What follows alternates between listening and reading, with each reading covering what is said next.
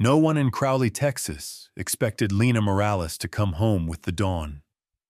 She parked her battered Jeep at the edge of the Morales family ranch, its tires crunching on gravel, headlights sweeping over the weathered fence posts and wild bluebonnets just starting to bloom. She paused, hands resting on the steering wheel, feeling the ache in her shoulder where shrapnel still lingered, a souvenir from somewhere far away and forgotten by most folks here. The porch light was out.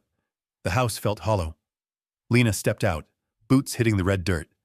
The morning was quiet, only a chorus of mockingbirds and distant cattle to greet her. She took a deep breath, the air thick with the promise of rain, and started toward the barn.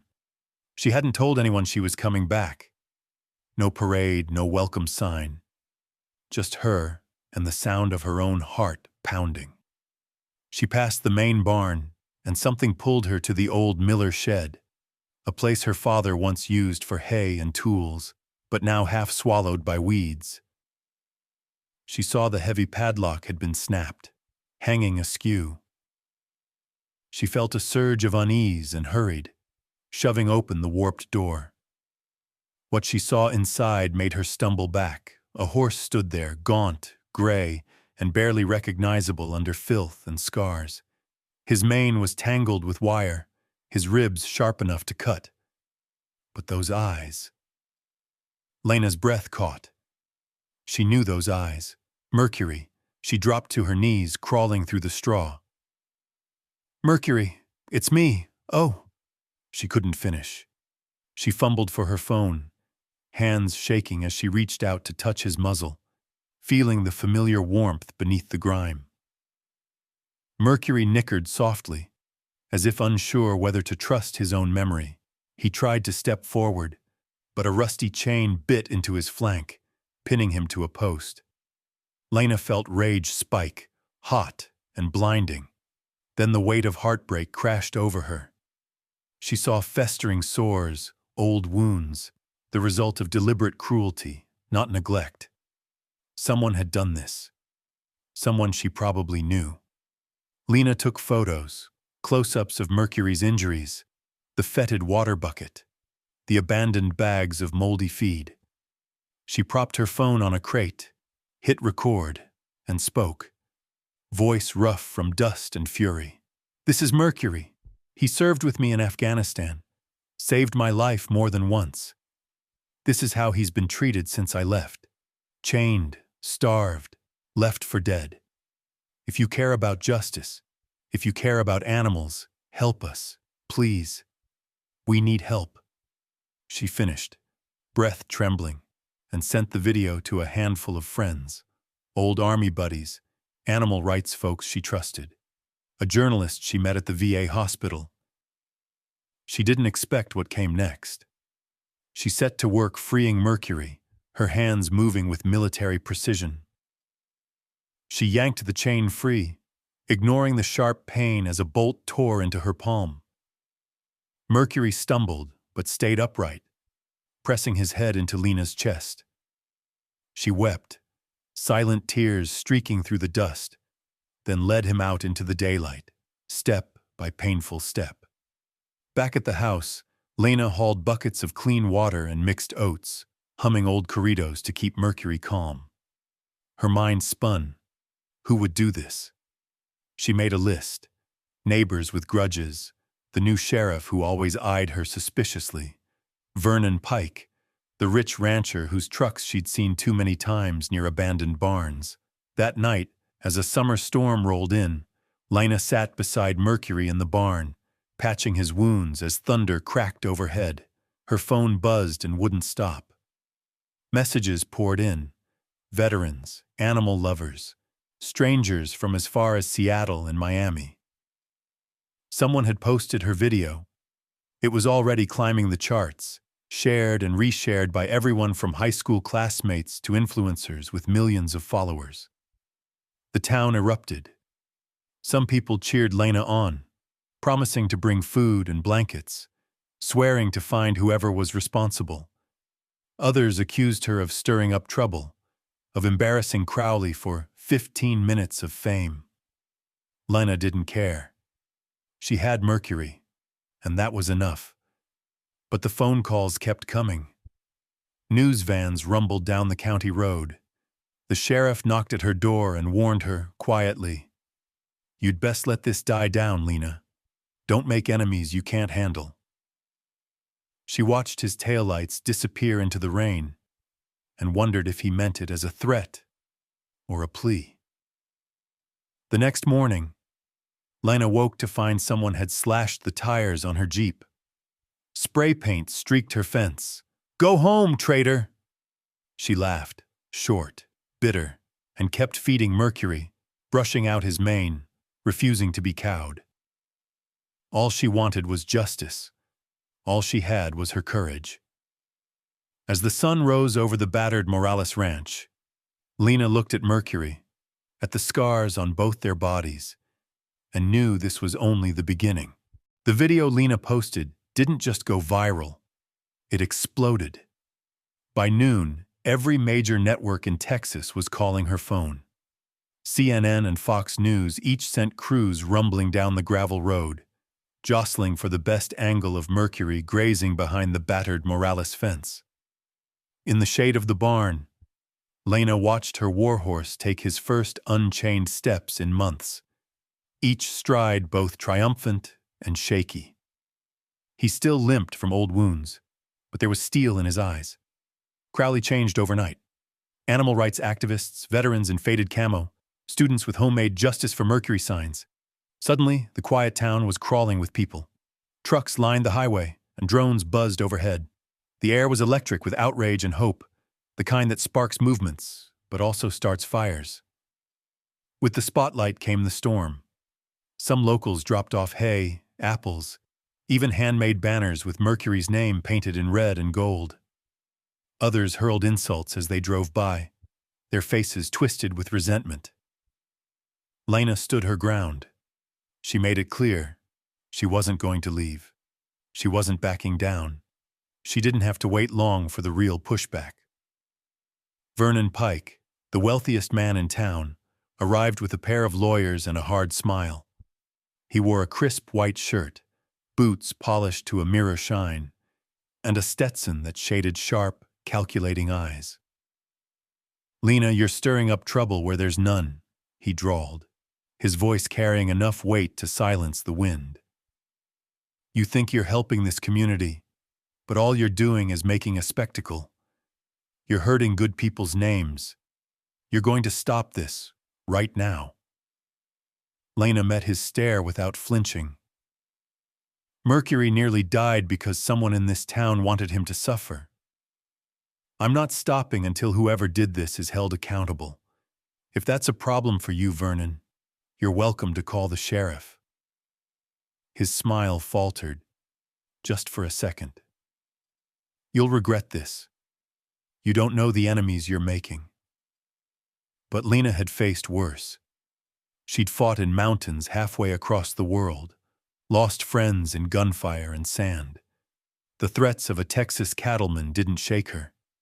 She watched him leave, his bodyguards scanning her with cold, unreadable faces. By dusk, rumors circled like buzzards. Some said Lena was exaggerating to get famous, that Mercury's wounds were old, maybe self-inflicted. A rival rancher told the local paper Lena was unstable, traumatized from war, unfit to care for an animal. Social media lit up with arguments. #Justice for Mercury trended. Then #Mercury hoax tried to bury it. It was war, digital and real. Through all this, Lena focused on Mercury. She changed his bandages, coaxed him to eat, spoke softly to ease his tremors. She read messages out loud. Veterans saying Mercury's story gave them hope. Animal lovers sending prayers. Kids mailing hand-drawn cards. Still, every night she checked the locks, patrolled the fence, and kept her army pistol close at hand. One night, a distant flash outside woke her. She grabbed her flashlight and slid around into her pistol, nerves taut as wire.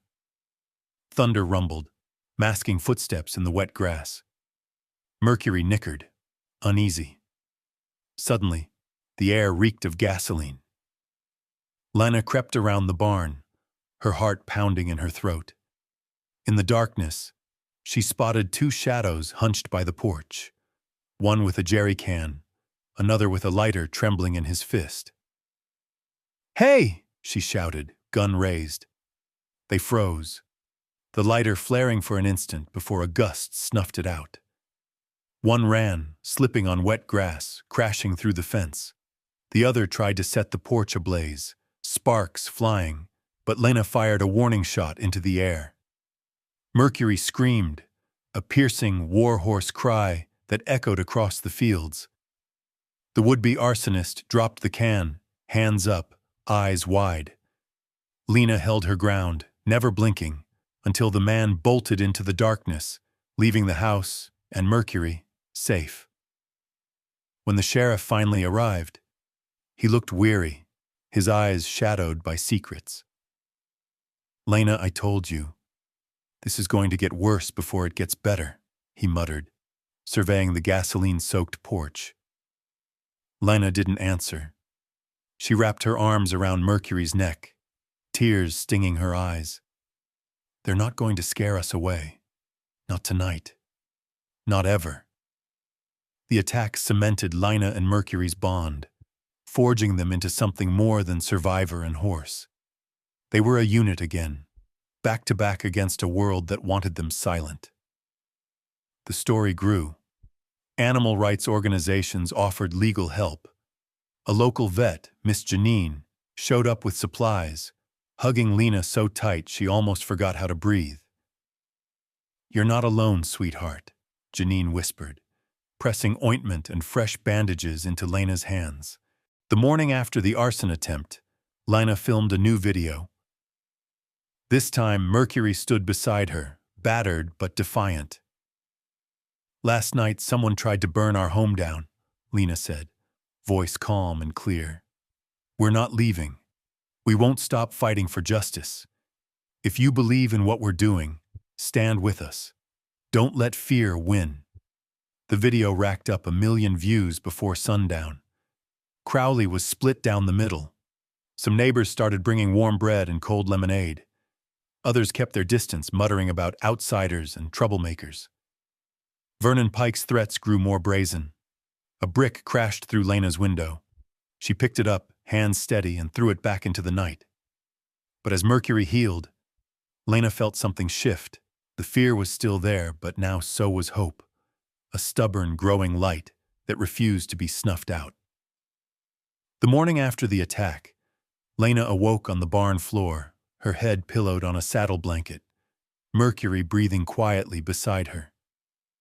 She stretched, her body stiff from a sleepless night, but her mind sharper than ever. The attempt to burn them out had failed, but it left a stain of fear she couldn't quite scrub away. Still, the rhythm of tending to Mercury became her anchor. Brush, feed, water, repeat. Each touch, each gentle word seemed to coax a bit more life back into the battered stallion. Mercury's wounds were bad. The gash on his shoulder oozed when he walked. Scars cross-hatched his hindquarters, and his hooves were cracked and split. Lena cleaned every wound, her movements slow and steady.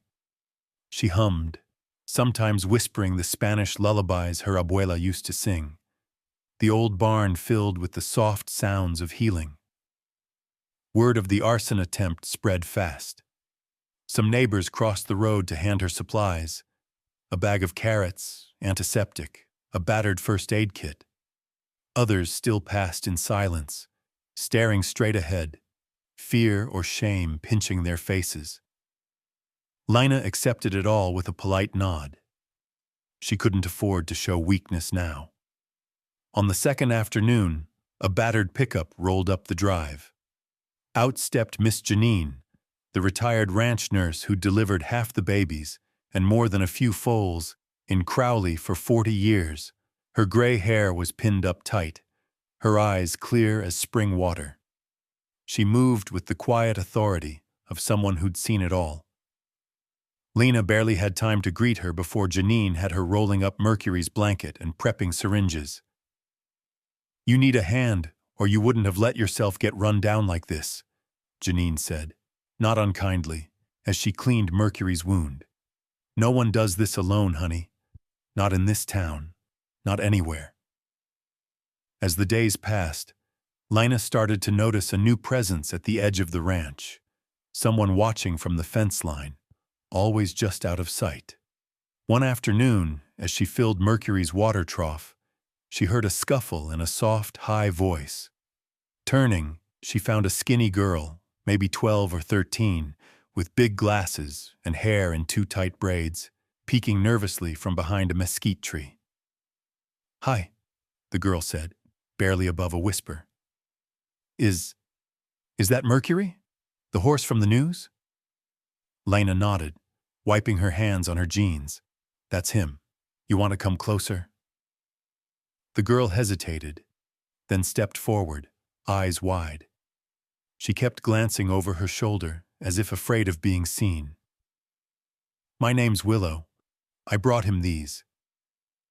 She held out a bunch of wildflowers and half an apple, shyly offering them with trembling hands. Lena smiled. "He loves apples," she said, watching as Willow stretched out her hand and Mercury gently nibbled the fruit. For a moment, Lena saw a flicker of joy in Willow's eyes. "You know, he's tougher than he looks, aren't you, boy?" Willow nodded, still silent. She knelt beside Mercury, her fingers brushing his muzzle, and for the first time Lena saw Mercury relax. Ears forward, eyes soft. Something about Willow's presence seemed to ease the stallion's fear. Lena wondered if the girl was hurting too. From that day, Willow came every afternoon after school. Sometimes she spoke, sometimes she just sat and watched Mercury graze. Lena never pressed her for details, though she learned that Willow's mother worked nights at the diner and her father wasn't around. She seemed drawn to Mercury's scars, tracing them with careful fingers, whispering secrets only a wounded soul could understand. Miss Janine, Willow, and Lena became an unlikely team. Janine brought herbal poultices and old cowboy wisdom. Willow brought patience and silence. Lena brought grit. In the evenings, the three of them sat on hay bales and watched Mercury, sharing thermoses of sweet tea. The barn felt alive again, laughter and stories echoing in the rafters. The therapy worked both ways. With every session, Mercury grew stronger, and so did Lena. She started leading Mercury through slow exercises, using old army tricks she'd learned for injured horses overseas. Sometimes she stumbled, the pain in her shoulder flaring up, but she pressed on. Mercury learned to trust again, following Lena's voice and Willow's gentle touch. The bond between them deepened with each passing day. Lena's own wounds were slower to heal. The flashbacks still hit at night, dark and sudden. Sandstorms, explosions, the terrible silence after gunfire. But Mercury's presence steadied her. She began to research equine therapy, discovering that what she was doing instinctively was backed by science. The quiet companionship, the slow routine, the gentle give and take between horse and handler. It all worked to calm the storms inside her. Word spread through the grapevine. Some people in town started to change. Lena would come home to find a sack of feed on her porch or a note tucked into the fence. "Thank you for what you're doing." Others still posted hateful comments online, but the voices of support grew louder. A quiet solidarity emerged, neighbors showing kindness in small ways, risking the disapproval of those who sided with Pike and his powerful friends. One morning, Lena found a folded note under a rock by the gate. "You're not alone. Keep fighting." It was unsigned. Lena slipped it into her pocket, a talisman against the darkness. The barn, once a place of pain, became a sanctuary. Miss Janine started inviting other veterans from her church, folks who understood scars, to visit Mercury. Willow brought her cousin, a shy boy who barely spoke but lit up when Mercury let him braid his tail. Lena realized they were building something, a circle of healing, stitched together by pain and hope. One afternoon, as a golden light poured through the open barn door, Willow finally spoke what was on her mind. "Is it okay if I come every day?" she asked, almost holding her breath. Lena smiled, squeezing her hand. "Of course you can. This place is for anyone who needs it." As the sun set, Lena watched Mercury graze, Willow by his side, Miss Janine sipping tea. The battle wasn't over. She knew the worst might still be coming.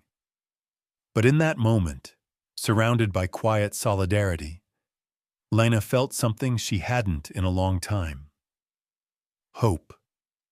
Lena had always thought of Crowley as a sleepy town, a place where the loudest sound most days was the whistle of the evening freight train or the clang of a dinner bell. But after the incident with Mercury, she realized Crowley wasn't sleepy at all. It was simply full of secrets, and once the surface was scratched, those secrets had a way of bleeding out. Her world had changed. The barn was now a place of healing, a quiet refuge where Miss Janine and Willow came nearly every day. Sometimes other folks would show up, a veteran with sad eyes, a girl who'd lost her mother, a neighbor with fresh eggs, and a shy apology. It felt like the start of something bigger, though Lena still braced for trouble every time she heard a truck on the gravel. One Friday morning, while Mercury and Willow wandered the pasture, a knock sounded at the screen door. Lena wiped her hands on her jeans and opened it to find a teenage girl holding a notepad, her backpack slung over one shoulder. She wore a press badge, handmade, laminated, and an eager, nervous smile. "Hi, I'm Grace. I'm with the high school paper, and the website, and, well, the podcast. Can I talk to you?" Lena hesitated, but there was something honest in Grace's eyes. No judgment, just curiosity. "Sure. Come on in."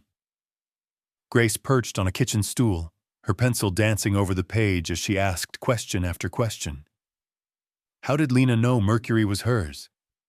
Did she believe there were other horses being mistreated? What did she hope would come from all this? Lena answered carefully, watching for any sign the girl was fishing for gossip or trying to twist her words. But Grace was different, sharp, compassionate, and determined. "I want to help," Grace finally said, looking up from her notes. "There's been talk for months about horses disappearing. My uncle lost 2 last year. Just gone, no trace. I think someone's stealing them, selling them off. People are scared to say anything because Pike owns half the land around here, and he's got the sheriff in his pocket. But I want to find out the truth." The words sent a chill through Lena. "Why come to me?" Grace shrugged, cheeks flushing. "Because you're the only one standing up to him, and because my best friend's horse vanished, and no one cared except you." Lena nodded. "All right, let's see what we can find." They started small, following leads in the community. Old stables, abandoned lots, even the local fairgrounds, where rumors swirled about animals locked up in the off-season.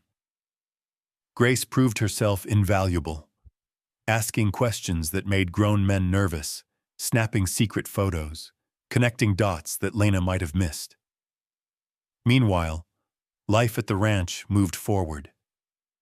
Mercury's wounds healed with every passing day, his coat growing sleeker, his eyes brighter. He loved Willow, following her like a loyal dog as she read books aloud or whispered about her day. But he was more than a pet. He was a survivor, a reminder to Lena that scars didn't mean weakness, just history. The first big shift in public opinion came at the Crowley County Fair. Willow, nervous but determined, entered Mercury in the rescue horse parade. The announcer's voice faltered when he read Mercury's story, and the crowd went silent as the scarred gray stallion stepped into the ring. Suddenly, a bull broke loose from a holding pen, charging straight at Willow. The crowd screamed, scrambling for safety, but Mercury didn't run. Instead, he planted himself between Willow and the bull, ears pinned back, hooves striking the dirt. The bull skidded to a halt, snorting, then spun and ran, chased away by fair workers. Willow clung to Mercury's mane, shaking. Lina vaulted the fence and rushed to her, hugging her tight, but it was Mercury who'd saved the day. The moment was caught on dozens of cell phones and posted online. The video swept through social media. #Mercury, the hero, trending within hours. For the first time, Lena saw support flooding in even from people who doubted her. Reporters called, asking for interviews. Animal rescue groups sent volunteers and donations. The town council scheduled an emergency meeting to review animal welfare procedures, though Lena suspected it was more about saving face than real change. But the movement was bigger than Crowley. Lena's online campaign, now supported by Grace's investigative reports and photos, began reaching other towns. People from across Texas and beyond wrote in, sharing their own stories of missing horses, neglected barns, and small acts of cruelty. Lena realized her fight was not just about Mercury. It was about all the voiceless animals and the people too scared to speak for them. Grace brought Lina a binder of evidence. Maps, receipts, names, painstakingly collected data pointing to a pattern of theft and abuse. Each case alone was easy to dismiss. Together, they painted a damning picture. Late one night, Lena, Grace, Willow, and Miss Janine gathered around the kitchen table. The evidence was stacked high, and the weight of what they were uncovering pressed on them all. "If we go public with this," Lena warned, "Pike will come after us, maybe worse than before." Grace set her jaw, determined. "It's the right thing to do." Willow squeezed Lena's hand, her eyes wide but steady. "We're not alone. Not anymore." Outside, Mercury whickered softly. Lena looked at the faces around her, their courage, their hope, and felt the ground shift beneath her feet. The lines were drawn. This wasn't just a fight for a horse or a ranch. This was a fight for the soul of Crowley, and maybe even more. As the sun rose, painting the sky with promise, Lena knew what they had to do. The days grew hotter as summer ripened in Crowley, but for Lena, every sunrise only heightened the sense of urgency. The evidence she and Grace gathered was no longer just whispers and old stories. It was a living, breathing network of clues, connecting the fates of missing horses to the shadowy dealings of Vernon Pike. Crowley felt smaller by the day, as if the town itself were holding its breath, waiting for a spark to ignite everything.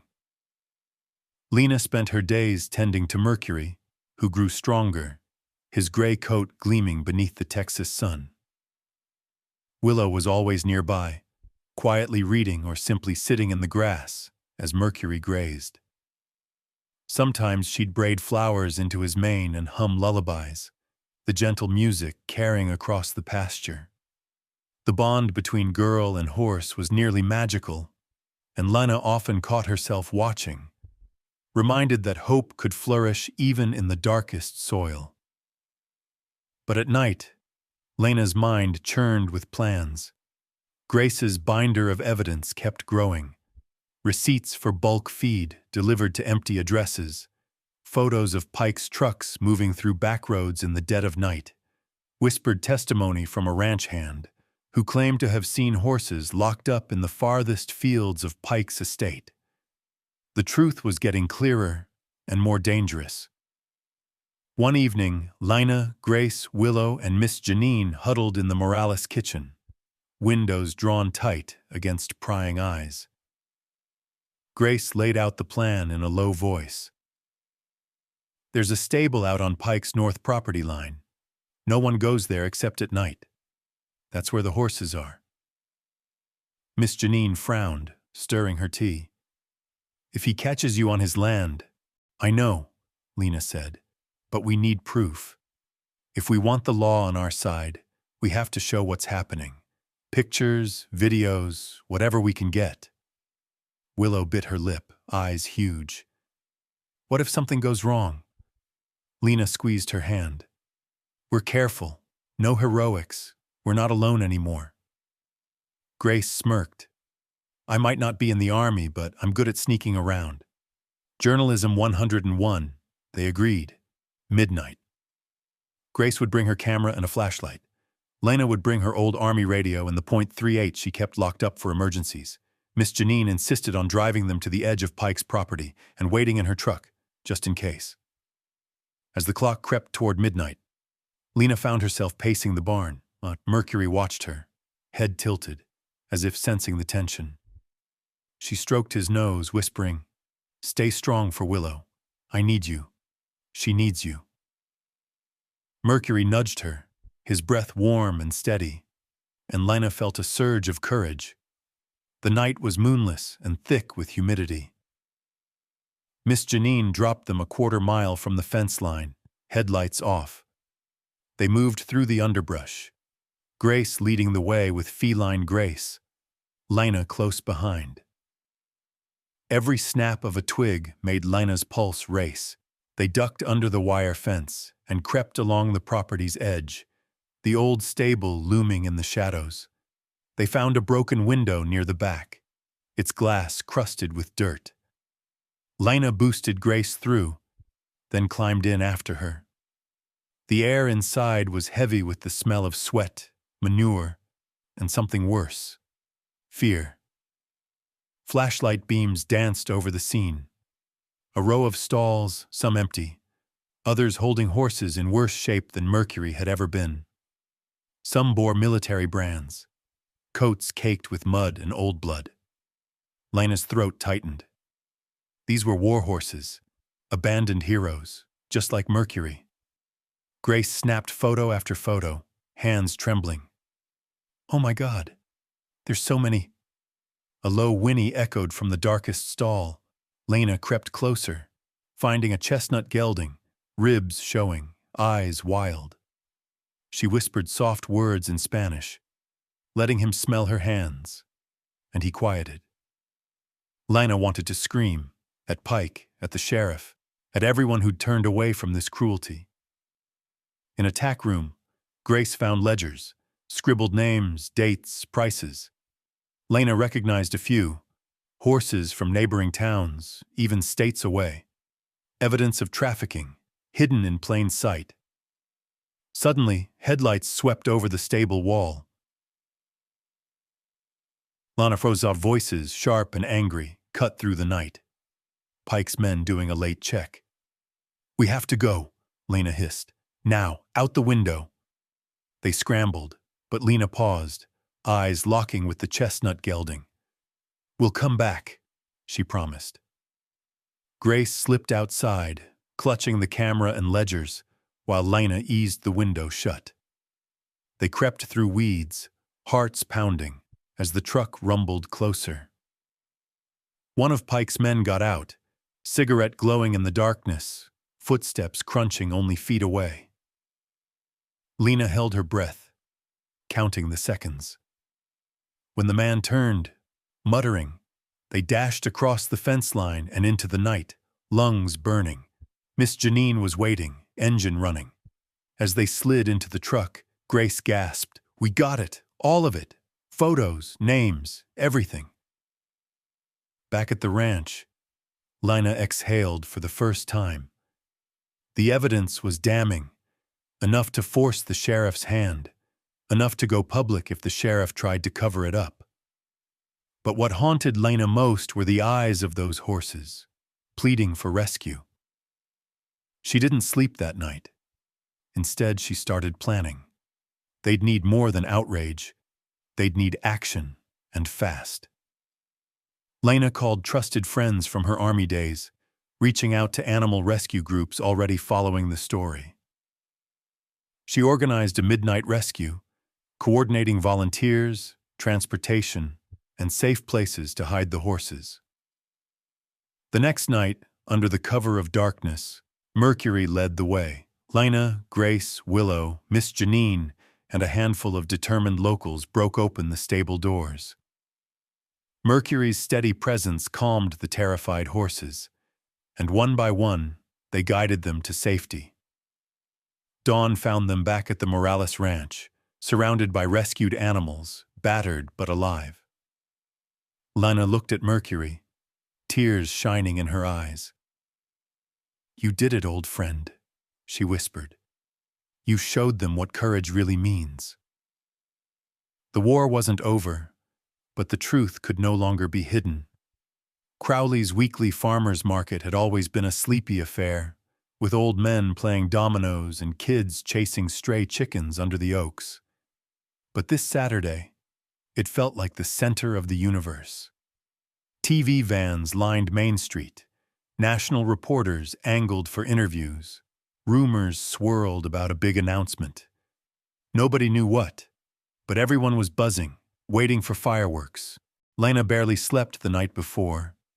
She'd sent copies of the evidence, photos, ledgers, secret videos, to reporters, animal rights groups, and the Texas Rangers. The world now knew what Vernon Pike had done. The law was moving slowly, but the court of public opinion was merciless and fast. Lena braced herself, knowing Pike wouldn't go down without a fight. She arrived early, leading Mercury by a soft blue halter, Willow and Grace on either side. The rescued horses grazed nearby, bandaged and wary but alive. Miss Janine handed out flyers, her old nurse's voice ringing clear. "Animal rescue? Speak up if you've lost a horse." Neighbors gathered around, some curious, others grim. The local sheriff, pressed suit, anxious eyes, hovered by the donut truck, glancing nervously at the growing crowd. Lena's hands trembled as she set up the table. Photos of Mercury, Grace's binder, a banner that read, "Justice for all horses." She could feel Pike's eyes on her. Even before she saw him, he stood across the square, flanked by two men in dark suits. Jaw clenched so tight it looked like it might crack. As the market swelled, Lena spotted something off. Pike's men were prowling the crowd, hands tucked under jackets, radios clipped to their belts. Lena tensed, scanning for escape routes. She pressed a hand to Mercury's neck. "Easy, boy," she whispered. Mercury flicked his ears, steady as stone. Then it happened. Shouts rang out. Two of Pike's men stormed the booth, grabbing flyers, knocking the binder to the ground. "You're done here!" one snarled, grabbing Lena's arm. Willow screamed.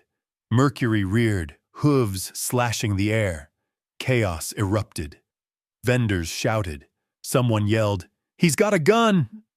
Pike's third man shoved his jacket aside, waving a pistol and pushing through the crowd toward Willow, who froze in terror. Time slowed. Lena shoved the first attacker away and lunged for Willow. Pike's gunman raised his weapon, face twisted with rage. For a split second, Lena saw the whites of his eyes, the look of a man about to do something irreversible. Mercury snapped his lead and charged, body slamming between Willow and the gunman. The man fired. Crack! The bullet thudded into a vendor's stall. Mercury spun, hooves striking the gunman's arm. The pistol flew, landing at Grace's feet. People scattered, ducking behind tables. Lena grabbed Willow, pulling her under the table as Mercury wheeled, blocking them with his body. The gunman staggered to his feet, dazed, his arm hanging useless. The sheriff finally reacted, shoving through the panicked crowd, weapon drawn. "Drop it now!" he barked, voice shaking. Pike's men hesitated, then bolted, one limping, the other shoving the wounded gunman ahead of him. Pike stood frozen, eyes locked on Lena, hatred and fear warring on his face. The entire scene streamed live across social media. Grace, shaking, had hit go live the moment the attack started. By the time the sheriff cuffed Pike's men, 500,000 people had watched Mercury defend Willow, watched Lena risk her life, watched the ugly truth of Crowley spill out into the daylight. Miss Janine wrapped Willow in a blanket, tears streaming down her cheeks. "You're safe now, honey. That horse is a miracle." Reporters closed in on Lena, shoving microphones in her face, demanding answers. She steadied herself, voice firm. "This is what happens when good people stay silent. These horses, these children, deserve better. We won't be intimidated. Not anymore." The sheriff, sweating and pale, addressed the crowd. "There will be a full investigation. Vernon Pike and his associates are persons of interest. The safety of this community is our top priority." No one believed him. But for the first time, people cheered Lena. Farmers clapped her on the back. Strangers hugged her. Support poured in, online, in person, from distant cities and neighboring counties. Even the mayor, usually invisible, appeared to shake Lena's hand and offer a nervous, "Thank you for your bravery." That afternoon, as emergency vehicles cleared the square, Mercury grazed quietly in the grass, Willow by his side. Grace handed Lena her phone, screen full of messages. Veterans, animal lovers, kids from across the country, all cheering Mercury, sharing his story, vowing to help. Lena knelt beside Mercury, brushing his mane. "You did it," she whispered. "You saved her. You saved all of us." The trauma lingered, but something fundamental had shifted. For the first time since returning home, Lena felt truly seen, not just as a troublemaker, but as a leader, a fighter, someone willing to risk everything for justice. That evening, the video of Mercury's heroics made the national news. Animal rights organizations pledged donations. Law enforcement promised to investigate not only Pike, but all reports of animal cruelty statewide. The market, once just a backdrop to small-town life, had become a battleground for change. Lena, exhausted but unbroken, leaned against the old fence as the sun set. She watched Willow and Mercury walk the pasture, the sky streaked orange and purple. She knew the fight wasn't over. The legal battles, the media storms, the scars inside her and Mercury would last. But for now, they'd won something precious. A voice, a victory, a glimmer of hope for every silent victim. And the town of Crowley, bruised but awakening, would never be the same.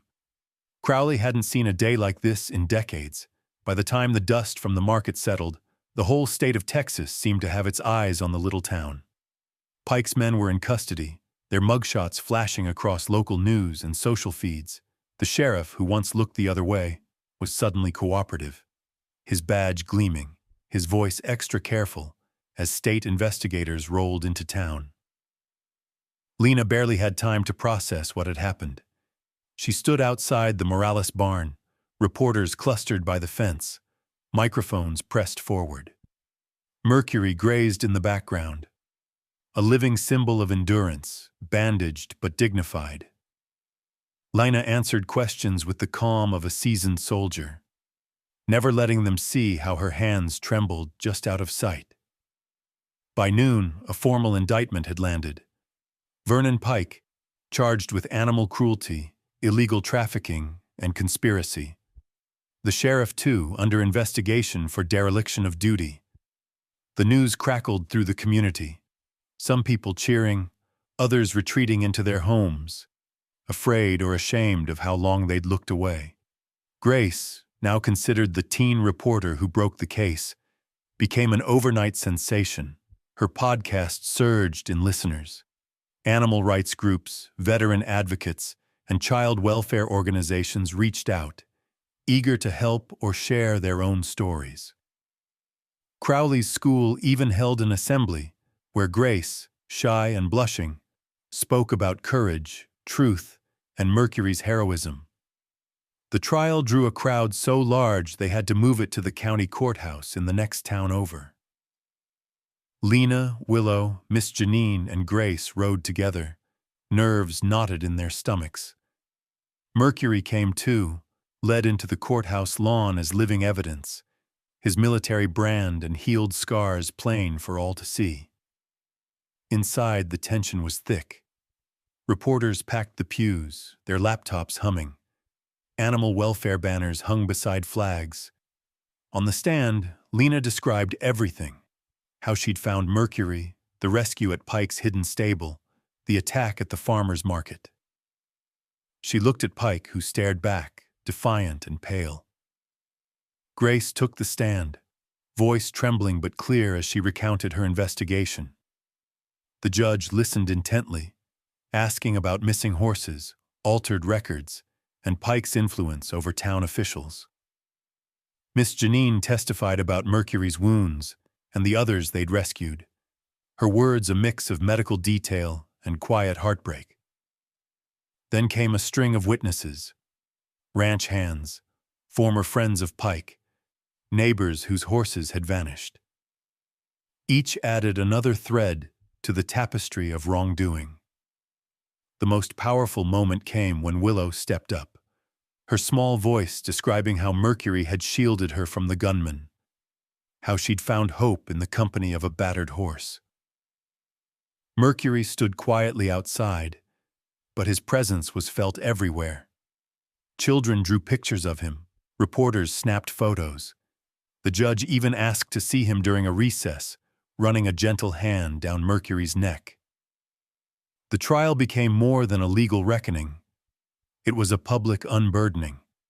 Stories spilled out, not just about Pike, but about other injustices long ignored. People spoke about fear, about what it meant to stand up, about how easy it was for good folks to turn away when trouble didn't knock on their own door. Lena felt the pressure and responsibility.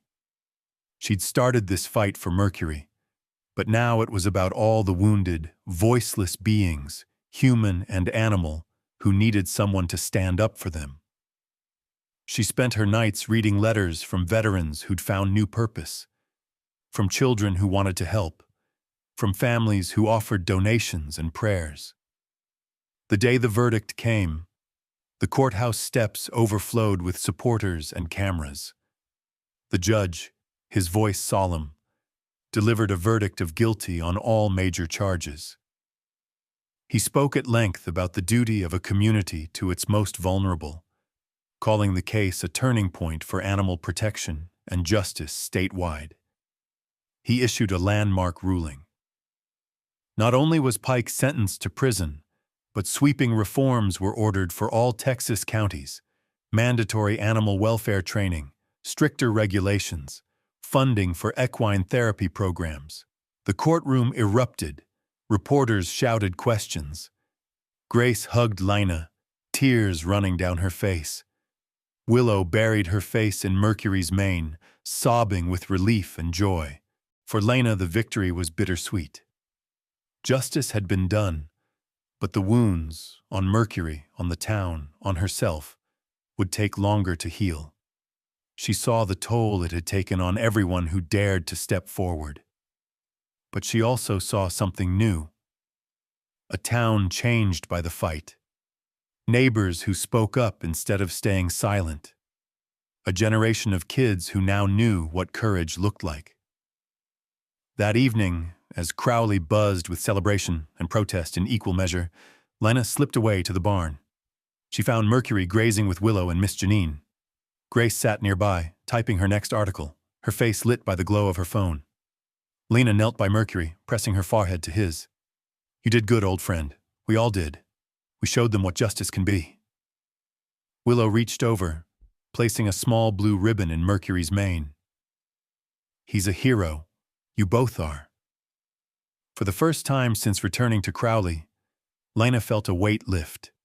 The scars remained, but in their place was something stronger, a sense of community, of purpose, and of hope that maybe, just maybe, this was only the beginning. That night, beneath a sky ablaze with stars, the town of Crowley dreamed new dreams, of healing, of justice, of standing together in the face of darkness. And at the center of it all stood Mercury, the war horse who refused to give up, and the woman who had followed him home. The courthouse verdict sent ripples through Crowley that didn't fade overnight. For weeks, Lina fielded phone calls, answered letters, and sat through interviews with everyone from state senators to wide-eyed elementary students. Yet underneath the publicity and change, she felt something softer but more profound taking root, a new sense of purpose and hope. It started with an idea Willow had voiced one cool morning while brushing Mercury's mane. Wouldn't it be great if there was a place where horses like Mercury and people could get better together? She said it quietly, her voice nearly lost beneath the gentle snuffling of the horses in the pasture. The idea stuck with Lina all day. She mulled it over while patching fence rails, while helping Grace craft another podcast episode, while sitting at the old Morales kitchen table with Miss Janine. They named it Mercury's Haven. What began as a dream quickly grew into a plan. With donations pouring in from around Texas and beyond, veterans groups, animal lovers, local businesses, the ranch transformed. Old paddocks were mended and new shelters built. Neighbors arrived with lumber, paint, and muscle. The battered barn received a fresh coat of red, its doors thrown wide for the first time in years. Lena watched in awe as strangers and friends alike showed up, hammering nails, hauling hay, even hanging flower baskets on the porch. Mercury's Haven became a sanctuary, but not just for horses. It was for veterans haunted by memories they couldn't shake, for children like Willow who needed safety and trust, for lonely souls searching for purpose. Each morning, the ranch was alive with the sounds of laughter, of hooves on earth, of stories swapped over shared breakfasts. Miss Janine ran the day-to-day operations, her medical bag never far from reach. She taught basic animal care to a rotating crew of volunteers, kids who'd never touched a horse, veterans who'd forgotten how to trust, single mothers hoping for a place their children could thrive. Lina led equine therapy sessions, blending military discipline with gentle encouragement, helping others find their footing in the quiet, steadfast presence of the horses. And at the heart of it all was Mercury. His legend had only grown. News crews still showed up to film him grazing, to watch him guide nervous children around the corral or stand guard during therapy circles. But Mercury himself seemed most content when he was teaching, a role he took on without fuss, his patience endless. He let Willow braid ribbons into his tail, allowed a trembling veteran to lean against his sturdy flank and weep, gently herded frightened foals who'd just arrived. One such arrival was Jasper, a wild-eyed, skittish colt who had survived his own ordeal in Pike's stables. Jasper lashed out at everyone, refusing touch or comfort. He paced the fence line for hours, refusing to eat unless he thought no one was watching. Lena remembered seeing that look in Mercury once, the haunted defiance of a survivor. She asked Mercury for help in the only way she knew how, by trusting him to lead. For weeks, Mercury kept his distance, never forcing the colt, but never leaving either. Sometimes he'd just graze nearby, flicking his ears in Jasper's direction, occasionally nuzzling the frightened colt when he thought no one saw. Willow started sitting in the grass, humming softly, tossing bits of apple and praise toward Jasper until he edged a little closer, day by day. One golden afternoon, with the sanctuary bathed in sunlight and laughter echoing from the barn, Jasper finally approached Mercury. The two horses touched noses, breath mingling, and a hush fell over everyone watching. Jasper, trembling but determined, let Willow stroke his mane. For the first time, he accepted the touch of a human without fear. "See?" Willow said, smiling through tears. "He just needed a friend." Mercury's Haven grew into more than any of them had dreamed. Veterans who once isolated themselves now led therapy rides, guiding nervous newcomers along sunlit trails. Kids who'd been bullied or abandoned found confidence cleaning stalls, learning how to move gently, how to listen, how to be patient with both horses and themselves. Families came from all over to volunteer, to heal, to simply belong. Grace started a blog for the sanctuary, sharing photos and stories. Donations flooded in: money, supplies, heartfelt letters. A group of local high schoolers raised funds to build a sensory garden, where anyone feeling overwhelmed could sit among wildflowers, bees, and butterflies, listening to the steady beat of horses in the next field. One autumn morning, the town gathered for a dedication ceremony. The mayor, humble now, unveiled a wooden sign at the ranch gate: Mercury's Haven, a place for healing. Lina gave a short, quiet speech, her hands shaking just a little as she looked out at the sea of faces. Some familiar, some new, all changed. "We built this together," she said. "For every soul that needs a second chance. Horses teach us to trust, to forgive, to begin again. Let's honor them and each other." Miss Janine choked up as she cut the ribbon. Willow led Mercury and Jasper into the paddock to cheers and applause. That afternoon, children drew sidewalk chalk murals of Mercury with wings, while rescued horses grazed on sweet autumn grass. As the sun dipped low, the ranch buzzed with plans: new programs for veterans, after-school riding for local kids, even field trips for nearby schools. Lena looked around, overwhelmed by gratitude and pride.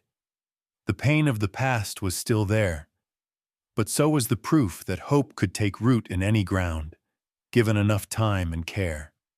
Mercury nuzzled her shoulder, as if to say, "Look how far we've come." And for the first time in a long time, Lena truly believed that the best was yet to come. The seasons changed, and with them the pace of life at Mercury's Haven. Autumn blazed gold and red through the trees, then faded into a Texas winter, a gentler, quieter season on the ranch. Yet even as the land rested, life at the sanctuary never slowed. New faces arrived every month: wounded veterans, troubled teens, children who flinched at loud noises but bloomed in the company of gentle giants. The ranch had become a tapestry of second chances, and Mercury was at the heart of it all. But nothing lasts forever. Lena noticed first. Mercury, once tireless, moved a little slower. His knees stiffened on cold mornings. His naps stretched longer. His coat lost some of its old silver shine. Willow was the first to ask, eyes wet with worry, "Is Mercury sick?" Lena knelt beside her in the frost-tipped pasture. "He's getting older, sweetheart. Horses like him, warriors, they carry a lot. It's time we let him rest a little more." Still, Mercury rallied on his best days, leading therapy rides, herding Jasper and the younger horses, greeting visitors at the gate. But he was no longer the only teacher. Jasper, once wild and afraid, had grown into a strong, steady leader. Lena saw it in the way the younger horses followed his lead, how Willow walked by his side now, her confidence blooming with each step. Lena felt the change deeply. She remembered arriving in Crowley, bruised, angry, lost, and how Mercury's fight for survival had brought her back to herself. Now, as Mercury slowed, she wondered if she had the courage to let go and teach others to carry the mission forward. The answer came, as it often did, from the community itself. One crisp morning, Grace burst into the barn with news. The town council wanted to hold a public memorial for Mercury and the other rescued horses, to honor their service and the sanctuary's impact. Lena hesitated, heart squeezed by grief and pride. She thought of all they'd survived together: the cruelty, the threats, the fire and the fights and the desperate midnight rescues. She wasn't sure she could say goodbye, not yet. But she knew, deep down, that this was right. It wasn't about letting go. It was about passing the torch, about showing the next generation that courage and compassion could outlive any one person or horse. The day of the memorial dawned bright and clear, the sky a deep, endless blue. Hundreds gathered at Mercury's Haven. Families, veterans, children, ranchers, teachers, folks from every corner of Crowley. Lena dressed in her cleanest jeans and her Army service jacket, a faded blue ribbon pinned to her lapel. Willow wore a dress of soft yellow, her hair pulled back with a braid, Mercury's favorite. A pastor spoke first, sharing a prayer for healing. Then Miss Janine read the names of every horse rescued and every person changed by the sanctuary. There were tears and laughter, stories of hope and survival and second chances. Jasper stood tall beside Willow, his calm presence a silent promise that the work would continue. Lena's turn came last. She stepped up to the simple podium, hands steady for once. She looked at the faces before her, so many she loved, so many she'd never met, and took a long breath. "When I came home, I was lost," she began. "I didn't know if I could ever belong anywhere again. But Mercury found me. He saved me. And then you all found us. And together we built something I never thought possible. We proved that true heroism isn't just in fighting battles. It's in choosing to heal and to stand up for the voiceless, no matter the cost." She paused, searching the crowd. Mercury was more than a warhorse. He was a teacher, a friend, a survivor. And now it's our job to carry on. Every child who learns to ride, every veteran who finds peace here, every horse that gets a second chance. That's his legacy. That's our responsibility. The crowd was silent, many wiping their eyes. Willow stepped up, holding a wreath of wildflowers and blue ribbons.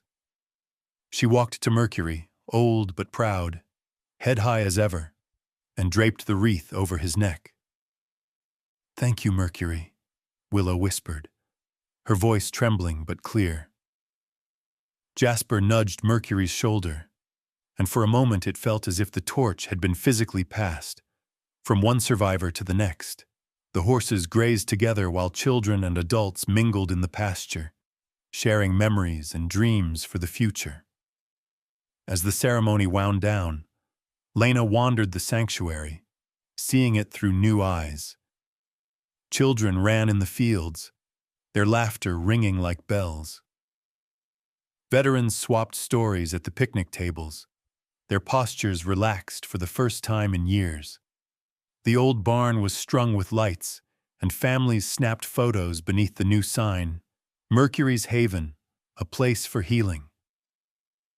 That evening, after everyone left, Lina stood alone with Mercury under the stars.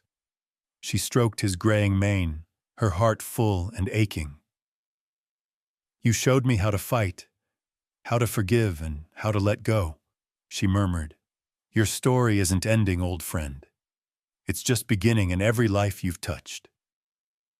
The wind picked up, and somewhere far off, Lina heard the faint sound of laughter and music from the house. She turned, seeing Willow and Jasper walking side by side into the barn, leading a group of kids. Grace leaned against the fence, notebook in hand, already drafting the next story. Lena smiled, a single tear slipping down her cheek. She knew Mercury's legacy was safe, woven into the land, the people, and the hope that would outlive them all. And in that still, sacred moment, she understood. The real lesson wasn't about holding on. It was about letting go, trusting others, and knowing that love, like courage, never really dies. Years passed at Mercury's Haven, and the sanctuary's fields grew rich with wildflowers each spring. The scars on the land faded, replaced by soft grass and the rhythmic thunder of hooves.